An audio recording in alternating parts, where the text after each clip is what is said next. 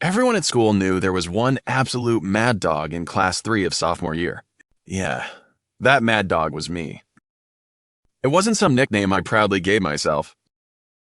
I earned it from everyone else.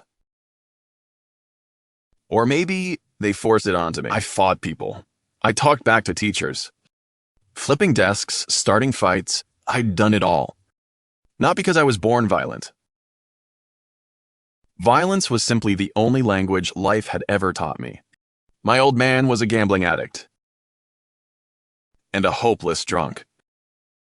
The rare moments he stayed sober didn't make him any better. When I was 11, my mother walked away. All she said was, "Stay with your father." She left so fast, she didn't even zip up her suitcase. Her underwear fell onto the apartment hallway. After that day, I stopped crying whenever my father beat me. Belts, beer bottles, kicks, whatever he could grab. Anything became a weapon. One night, he got completely wasted. He pressed a burning cigarette into my back. Like meat sizzling on a grill. I clenched my teeth and didn't make a sound. Not because it didn't hurt, because crying never changed anything. At home, I was the one getting beaten. So, at school, I became the one everyone else was afraid of. No way was I going to be an NPC in both places. My homeroom teacher talked to me more times than I could count. Every conversation sounded exactly the same. Deep down, you're not a bad kid. I almost laughed every single time. What was the point of having a good heart? Nobody survives this world on kindness alone. Then came one Monday during the second semester. The teacher stopped me in the hallway. "You're getting a new desk mate today." I leaned against the wall and scoffed. Who got cursed with that unlucky draw? The situation is special. She has a hearing disability. She barely speaks. So don't bully her. I let out a dry laugh. You're putting a deaf girl next to me? Are you seriously trying to speedrun her life? He adjusted his glasses. His expression turned unusually serious. There are 37 students. I chose you because even though you're a jerk, I've never seen you pick on someone weaker than you. That caught me completely off guard. I couldn't answer before he patted my shoulder and walked away. 5 minutes later, the classroom door opened. A tiny girl stood quietly beside the podium. Her school uniform was so old, the color had almost faded away. Her hair was tied into a simple, low ponytail. She didn't introduce herself. Later, I learned she couldn't. She simply bowed to the class, then walked down the aisle and sat beside me. A faint scent of soap drifted through the air. I glanced at her. She quietly arranged her pencil case. Every movement was so gentle, it felt like she was afraid of making any noise. What are you staring at? I deliberately kicked the leg of her desk. She slowly looked up at me. That look? Wasn't afraid. It wasn't angry either. She simply looked at me, like I was a tree bent sideways by a violent storm. As if she was wondering whether I'd stand back up once the wind finally stopped. For some reason, I was the first one to look away. I only learned her name after sneaking a look at the class roster. Liu Ruyan. During those first few days, I treated her like she didn't even exist. Simple as that. I slept through every class. Spent every break outside smoking. Yeah, I was already smoking in my sophomore year. I'd come back smelling like cigarettes, only to catch that faint scent of soap again before passing out on my desk. Then came the fourth day. I skipped PE as usual. and stayed in the classroom to catch up on sleep. I was half asleep with my head on the desk, when a sharp sting suddenly shot across my back. My uniform had rolled up while I was sleeping. The ugly burn scars covering my back were completely exposed. I shot upright instantly. Liu Ruyan had somehow returned to the classroom without me noticing. She was standing quietly beside me. A small sticky note rested between her fingers. She gently placed it on my desk.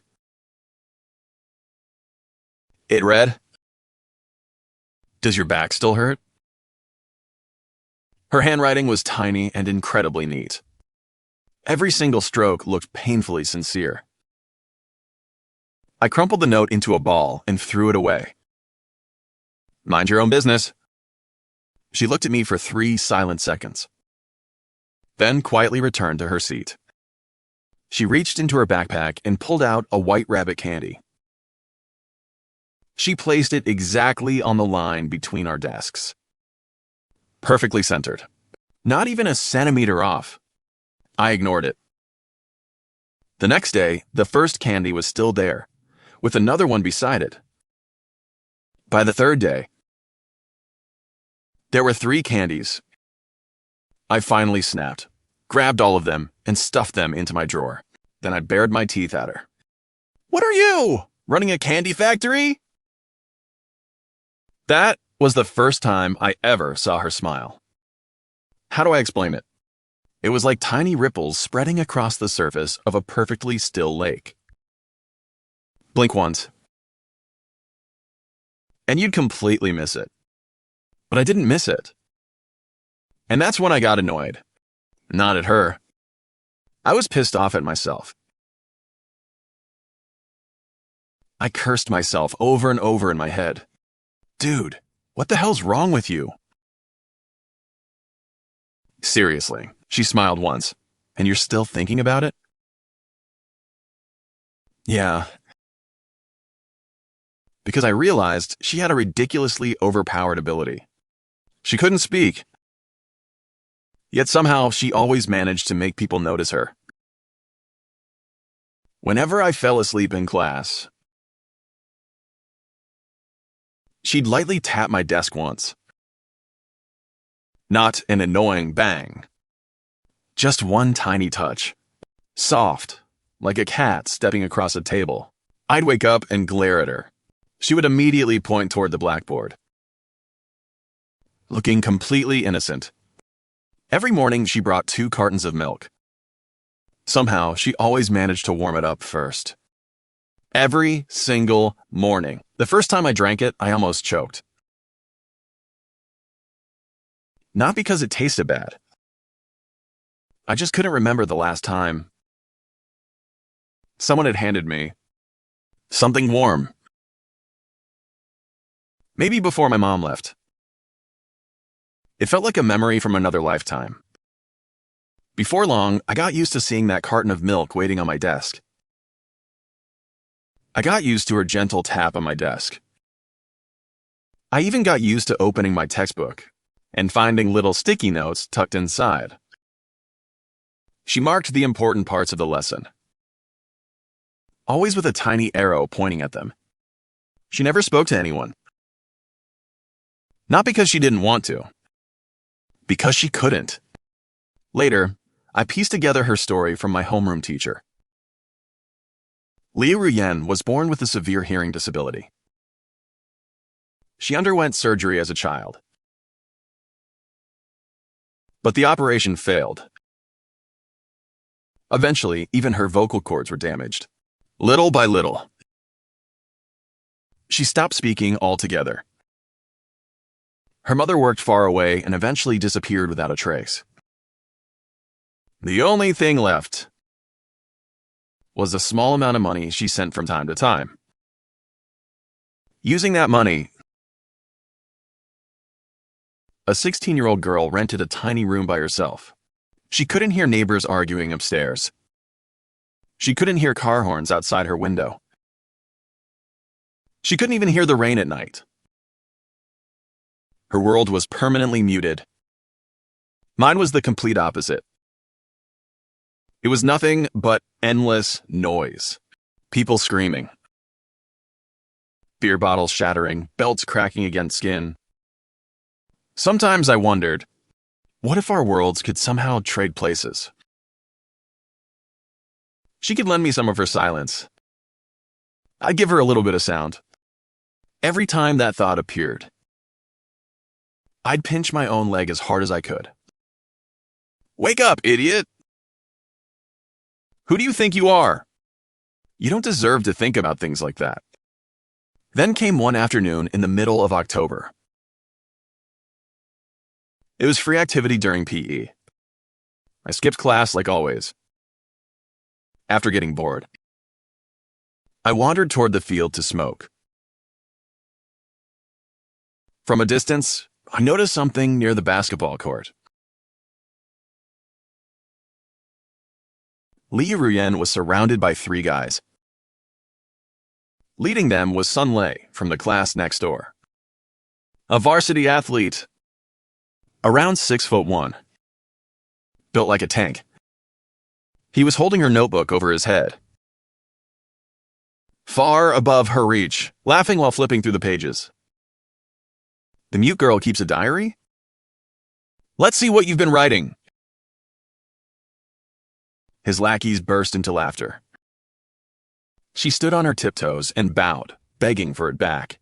Sun Lei shoved her away without hesitation. She nearly fell, but somehow she kept her balance. Then she straightened herself and quietly looked him in the eye. Her lips were pressed into a thin line. She wasn't scared. She simply had no way to fight back. She couldn't even yell at them.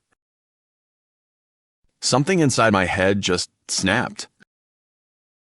Everything after that became a blur.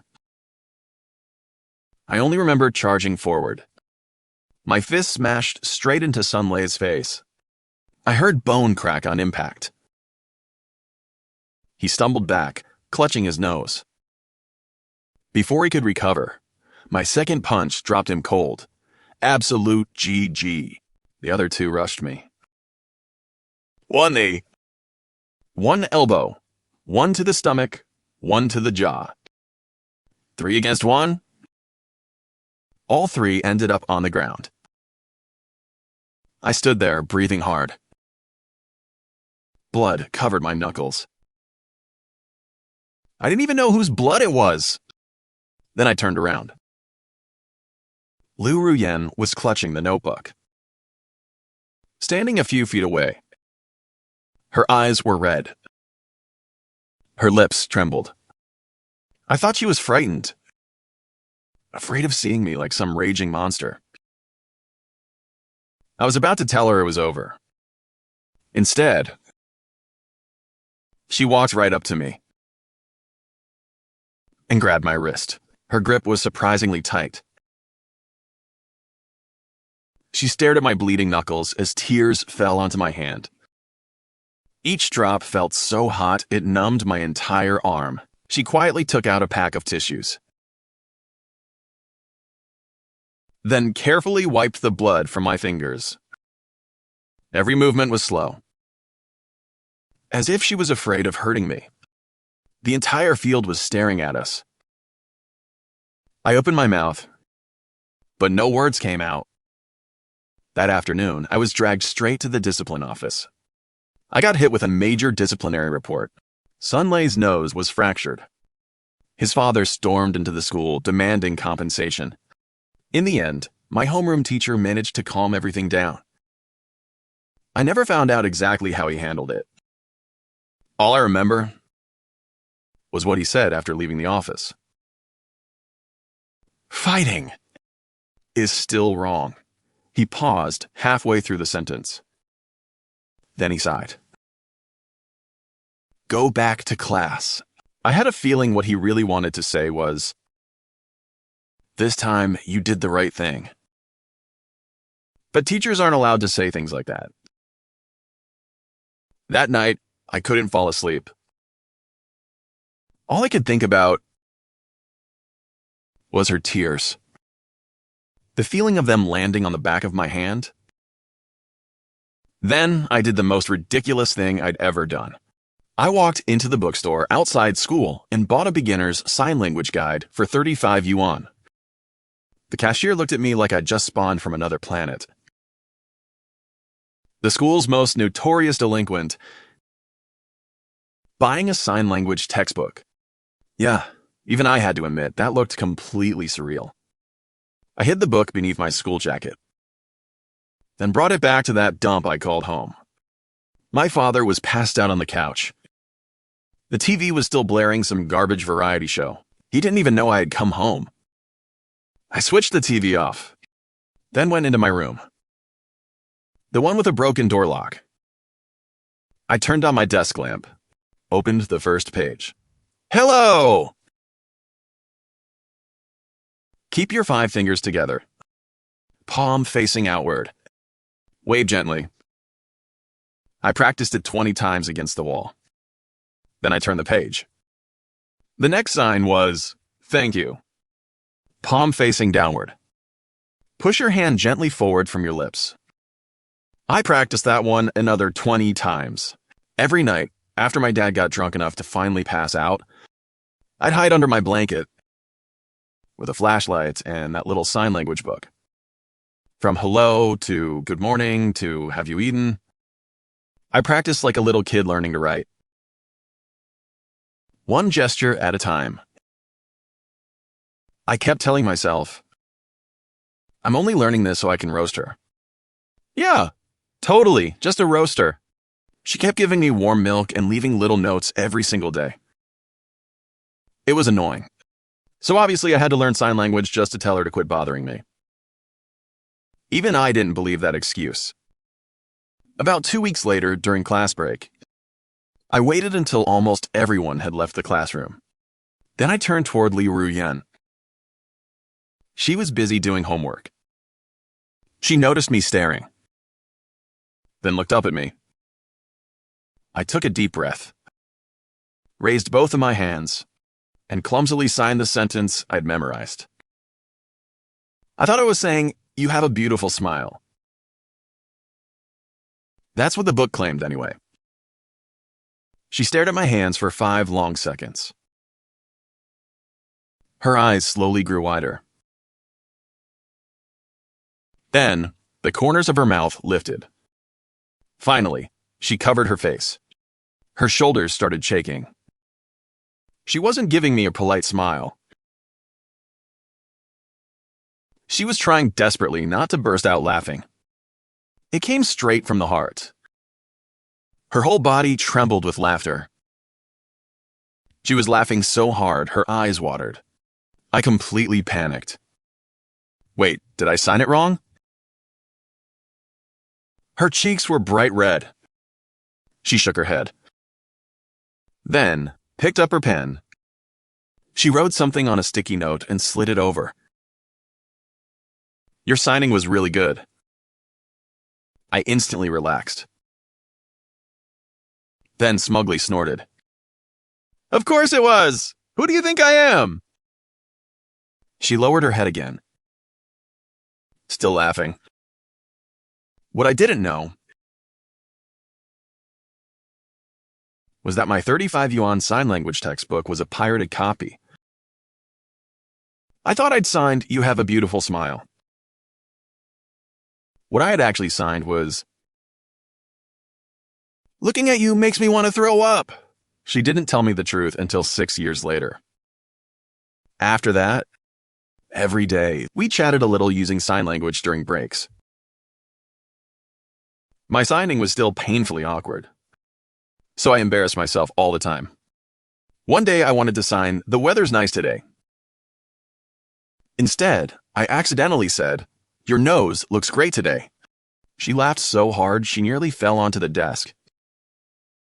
Another time, I tried to say, please stop buying milk for me. I feel bad.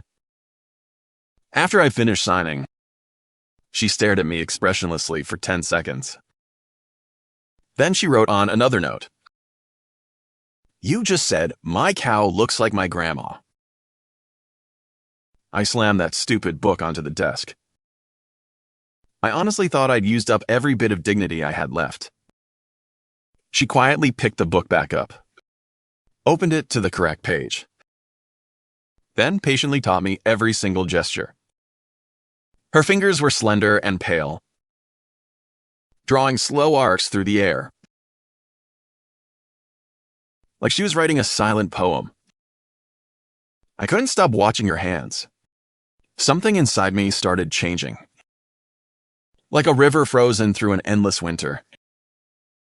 Suddenly, cracking open as warm water pushed up from below. That first crack terrified me, because once the ice starts breaking,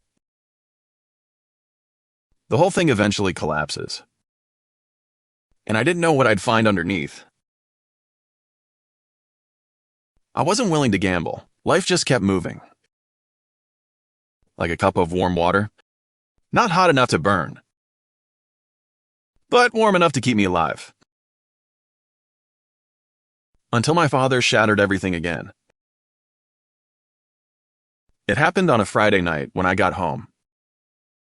The front door was wide open. The whole house was a complete wreck. My father had lost another gamble. He'd borrowed money from loan sharks this time. After they left, he took all his rage out on me. The first swing of the wooden stick smashed into my shoulder. I didn't dodge. The second blow crashed across my back. I clenched my teeth. The third struck. Landed on my left forearm. I heard a sickening crack. I knew the bone had fractured. I have no idea where the strength came from. I shoved him away, then ran straight out of the house. It was pouring outside. I stumbled through the rain, holding my arm. I don't know how long I walked, or where I was even going. Rain washed the blood down my body, mixing with mud before dripping from my fingertips. Streetlights drifted past behind me. I kept my head down, feeling like a stray dog that had been kicked out of its own den. No, even a stray dog had it better. At least they know where to run. When I finally stopped and looked up, I realized I was standing beneath an old apartment building. It was where Liu Ruyan lived. I don't remember choosing to come here. Maybe my feet decided before my heart did. I crouched against the wall near the entrance. The rain kept pounding my head. I couldn't stop shivering. My left arm had swollen so badly. I couldn't even lift it anymore. I just stayed there, feeling empty, feeling unbearably heavy. Maybe I really was nothing but trash. Trash that crawled out of a garbage pile. Anyone who got close to me would only end up suffering too. I had no right to bring my blood, my scars, or my ruined life into her peaceful world. I was about to leave. Then I caught a blurry figure rushing out of the building, running straight toward me. It was Liu Ruyan. She was wearing pajamas, barefoot, holding an umbrella as she sprinted through the storm. Her lips were moving. For a second, I thought I was seeing things. Then, I heard a voice. It was hoarse, broken, as if every sound had been ripped straight out of the deepest part of someone's throat. There were only 2 words. He actually said them. How did he even find me? I had no idea. Maybe it was pure luck. Or maybe he'd been waiting by that window all along. But when he rushed into the rain, it looked like he didn't care if it cost him his life. He ran straight to me. The wind flipped his umbrella inside out. He didn't even stop to pick it up. He dropped to his knees. and pulled my head tightly against his shoulder. His shoulders were so narrow. They were completely soaked by the rain, ice cold. Yet somehow it felt like the warmest place I'd ever leaned on. Then I heard him crying. Not quiet sniffles. It was the kind of pain forced out from deep inside his chest. A muffled sob, like a wounded little animal. He pulled me back onto my feet, half dragging, half carrying me into the building. His apartment was tiny. Just a bed, a desk, and a wardrobe. But it was spotless. He sat me down on the only chair, then frantically searched through every drawer. He found disinfectant, cotton, and clean bandages. His hands were shaking, but every movement was unbelievably gentle. The moment the disinfectant touched my wounds, I couldn't stop myself from hissing in pain. He froze instantly, then slowly looked up at me. His eyes were overflowing with heartbreak. That look hurt me even more than the beating. I turned my face away. "I'm fine. Keep going." He bit his lip and continued treating my wounds. Every time he pressed the cotton down, he paused for 2 seconds just to check if I was okay. Once he finished treating my wounds, he gently placed a dry towel over my head. Then he turned around and poured me a cup of hot water. I sat there quietly, a towel resting on my head, my left arm wrapped in bandages, a warm cup held between my hands. I probably looked like someone who'd just been rescued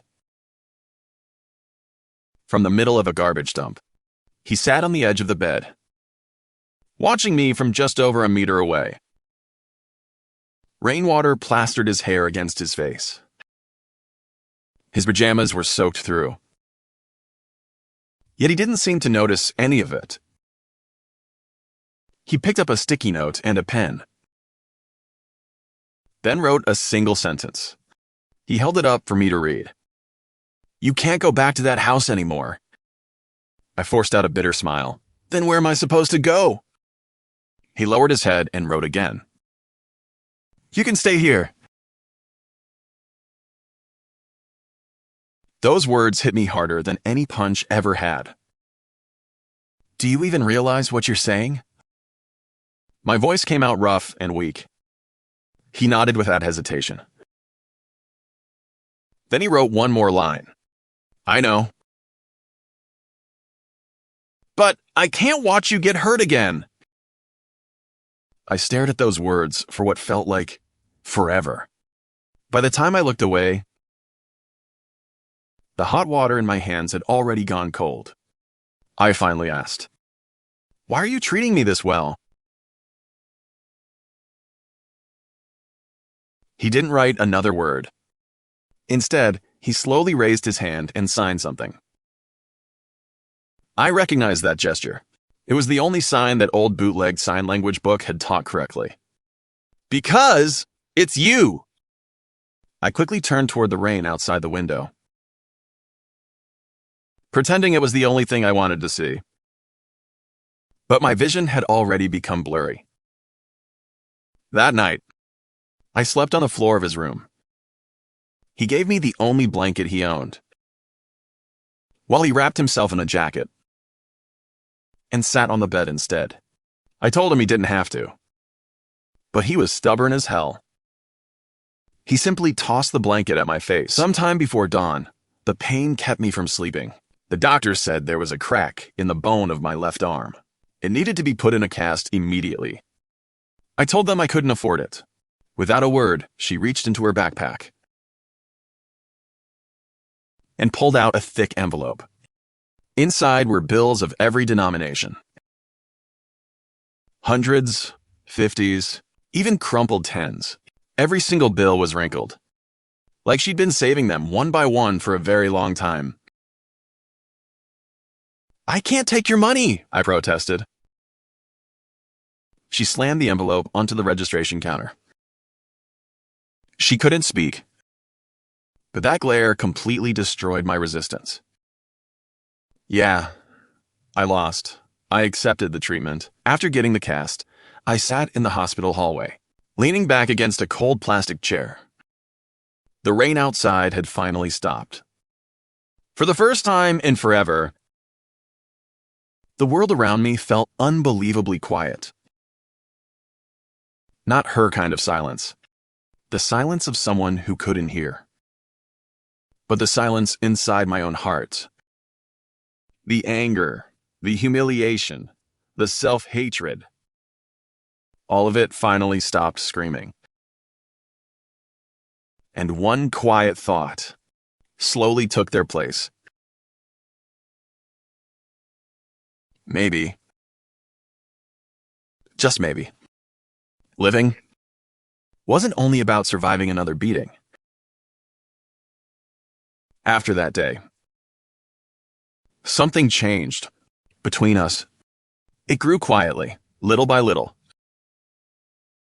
like grass pushing through the cracks in a wall. No one noticed it, but it never stopped growing.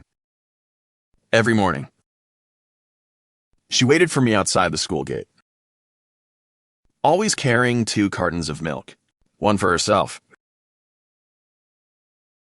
and one for me. With my arm in a cast, I couldn't even twist the cap open. So she'd quietly open it first, before placing it gently into my hand. During class, she'd copy every set of notes twice. One copy for herself, and the other would mysteriously appear inside my textbook. My sign language improved painfully slowly. But he never once got annoyed with me. Whenever I signed something wrong, he'd patiently correct me. And if I made a ridiculously bad mistake, he'd laugh so hard he could barely stand. One day, in the hallway, I signed, "Let's walk home together after school." The class monitor happened to see us. He was completely stunned. The second he got back to class, he started telling everyone, "Number 10 knows sign language now. Can you believe it?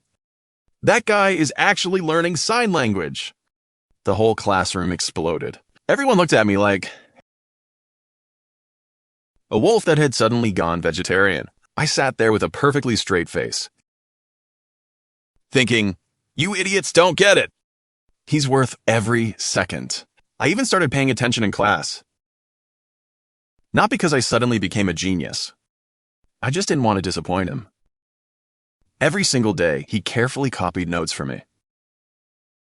If I couldn't even bother to read them, then I didn't deserve his kindness. When the midterm exams arrived, I climbed from 3rd place, from the bottom of the entire grade, all the way up to 47th from the bottom. My homeroom teacher stared at my report card. His hands were actually shaking. "Shihao, did you cheat?" I rolled my eyes. "Seriously? Doesn't your conscience hurt asking that?" He burst into laughter, and for the first time ever, patted my shoulder. "Keep it up." What I never told him was what happened the night before the exam. He handed me a sticky note. Only 3 words. "I believe in you." I stared at those words for almost an entire hour. No one had ever said that to me before. Not my mother before she left. Not my father. And definitely not my teachers or classmates. The very first person who ever believed in me was a girl who had never heard a single sound in her life. After that, I kept trying to protect the fragile peace we'd built. I'd pretend everything was fine whenever I was with him. But the moment I got home, I still had to face my father's filthy mouth and his fists. Deep down, I knew that fragile balance couldn't last forever. Late one night at the end of November, someone knocked on my door. When I opened it, 2 police officers were standing outside. "Are you Shilei's son?" I nodded. "Your father?" fell into the river after getting drunk tonight. When we arrived, it was already too late. I stood there and listened to every single word. Then I signed the paperwork, identified the body, and finished all the formalities without shedding a single tear. I didn't even know what I was supposed to feel. Sadness? Relief? Or just complete emptiness. Maybe it was all of them. Maybe it was none. I squatted outside the funeral home and smoked half a pack of cigarettes. My phone screen kept lighting up, then going dark, then lighting up again. Eventually, I opened our chat and sent him one message. My father is dead. 3 seconds later, he replied with just one word. Come. So, I went. He was already waiting for me in his tiny apartment. A bowl of steaming noodles sat on the table. I quietly sat down and started eating. Halfway through the bowl, tears suddenly fell into the broth. I couldn't even explain why I was crying. Maybe it was because my father had died. Maybe because I would never be beaten again. Or maybe it was simply because, for the first time in my life, there was a place I could walk into at 2 o'clock in the morning, and someone would still leave a hot bowl of noodles waiting for me. He walked over and gently pulled my head against his waist. His hand rested softly on top of my head. Slowly, he stroked my hair again and again. It felt like he was calming. A wounded, wild beast. And that night, I cried in his arms for nearly 10 minutes. After taking care of my father's funeral, the mother who had disappeared years ago never showed up. That old, run-down house was practically seized by the loan sharks to cover his debts. Fortunately, after everything was paid off, they tossed me back the little money that was left. I saved every last cent. It felt like I'd finally snapped the rusty chain that had strangled my life for 17 years. Then I went back to school. The moment I stepped into the classroom, he was quietly reading at his desk. The instant he saw me, his eyes lit up. He jumped to his feet and ran straight toward me. I opened my arms. The moment he crashed into my embrace, it honestly felt like I was holding a star. Bright, pure. The whole class was staring. But, for once, I didn't care. From that day forward, I became a completely different person. Or maybe I was finally becoming the person I was always meant to be. I stopped getting into fights. I even tried to quit smoking. Okay, I still sneaked one every now and then. But whenever he caught the smell, he'd angrily scribble on a sticky note, "You're in big trouble," then ignore me for the rest of the day. Yeah, getting the silent treatment was way scarier than quitting cigarettes. So I quit for real. I also started studying seriously. Not just for grades. Not even just for the college entrance exam.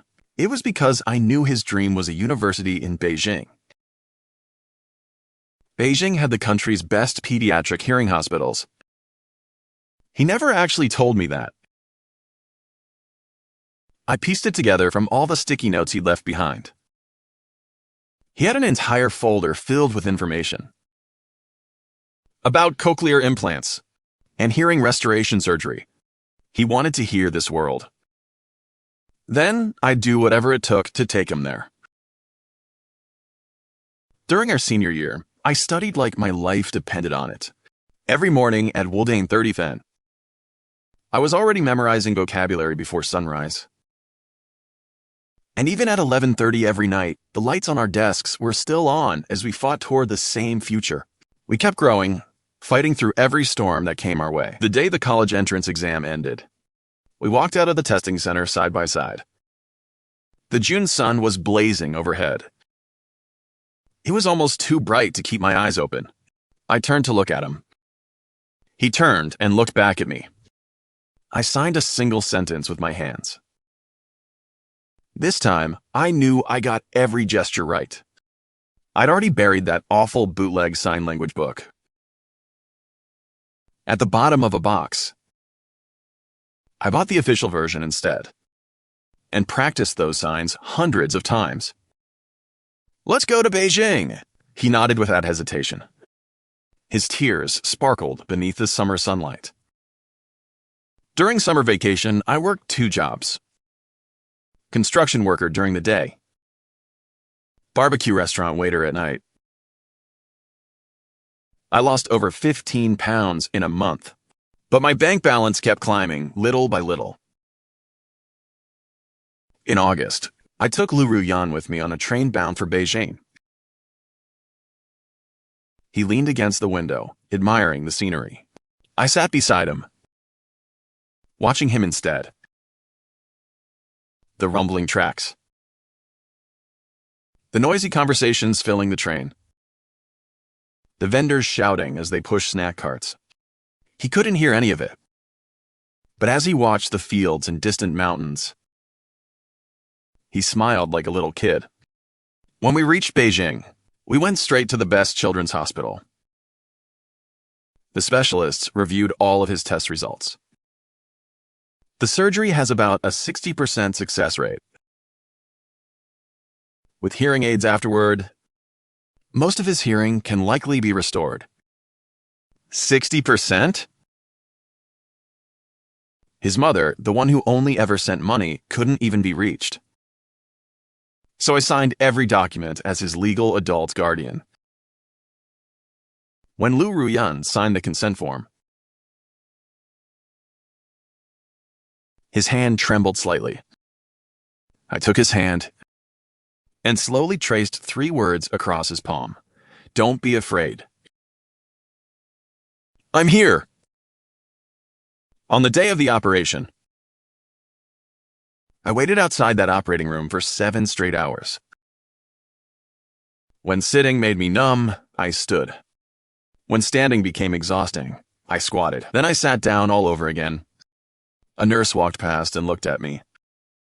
She probably thought I was some kind of monk on a pilgrimage. 7 hours later, the operating room light finally went out. The doctor stepped outside and removed his mask. The surgery was a success. The moment I heard those words, my knees gave out. I almost collapsed right there. Recovery took a long time. Liu Ruyan had to slowly adapt to his hearing aid. From hearing faint sounds to recognizing spoken words, and eventually learning to speak again. It was like watching a newborn discover the world for the very first time. The first time he heard clearly, he grabbed my hand as tightly as he could. Tears streamed down his face without warning. The very first voice he truly heard was mine asking, "Liu Ruyan, can you hear me?"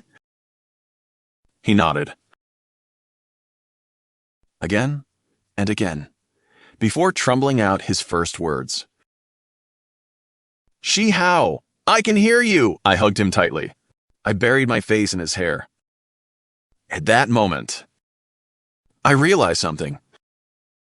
Even if I had to relive those 17 miserable years again, it would have been worth it. In the end, both of us got into universities in Beijing. Not elite schools, but more than good enough. For 4 years, we became the campus couple everyone knew. Always together, no matter what. His hearing recovered beautifully. He could finally communicate normally. His voice was still a little hoarse at first, but it grew clearer every day. He changed too.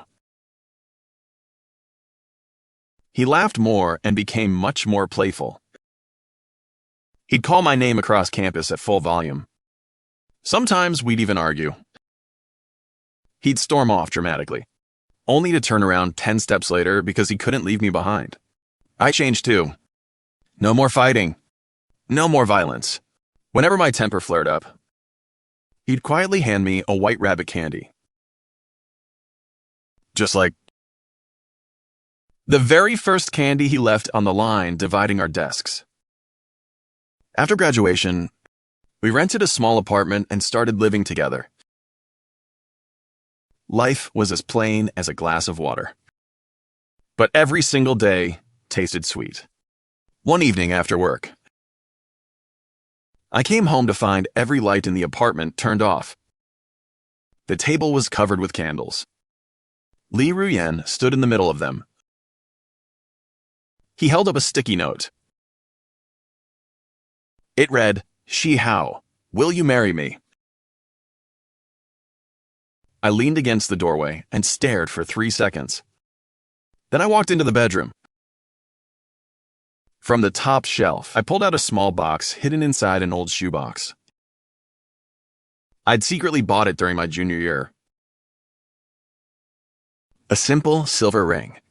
Nothing expensive, but it had cost me 3 months of living expenses. I walked back out, opened the box, dropped to one knee. Liu Ruyan, it's not a question of whether you'll marry me. He blinked. It's a question of how you're never escaping me for the rest of your life. He laughed, then started crying. I slipped the ring onto his finger. It wasn't some fairy tale proposal. No flowers, no orchestra, no balloons. Just 2 broken people who had clawed their way out of the mud, choosing to spend the rest of their lives together. One day after we got married, while packing up our old apartment, I found my sign language textbook again. The cover was bent and worn. There was a deep crack along the spine. I'd practically destroyed it from studying so hard. Out of curiosity, I flipped to the page where I'd learned the sign for her. You look beautiful when you smile. Then I checked the gesture. My entire body froze. Wait, that sign actually meant, "You make me sick." He was busy unpacking another cardboard box. Out of the corner of his eye, he caught the look on my face and burst out laughing. "So, you finally figured it out?" I held up the book and pointed at him. Even my voice cracked. He set the box aside, walked over, and gently took the book from my hands. After clearing his throat, he spoke in the smooth, confident voice he'd gained over the years. It still carried that soft warmth I loved. "The first time you signed that to me, I almost died trying not to laugh." "Then why didn't you tell me?" He tilted his head at me. "Because your hands were saying, 'You make me sick.' But the way you looked at me..." He paused. A smile slowly spread across his face. "Your eyes were clearly saying you liked me." I stood there speechless. He rose onto his toes and gently kissed my forehead. "Your hand said disgusting, but your eyes kept telling me I was beautiful. I'm deaf, not blind. I could see everything." Without another word, I pulled him into my arms. "Liu Ruyan, you're honestly the greatest surprise this life has ever given me." He laughed softly against my chest. A breeze drifted in through the open window. It flipped through the pages of that old bootleg book. The pages rustled one after another, as if they were skipping over every painful mistake, every scar, and every miserable year we had survived. Finally, it stopped. On the very last page, it was completely blank, pure white, and I realized that blank page was the rest of our lives, a fresh beginning, waiting for us to write whatever future we wanted.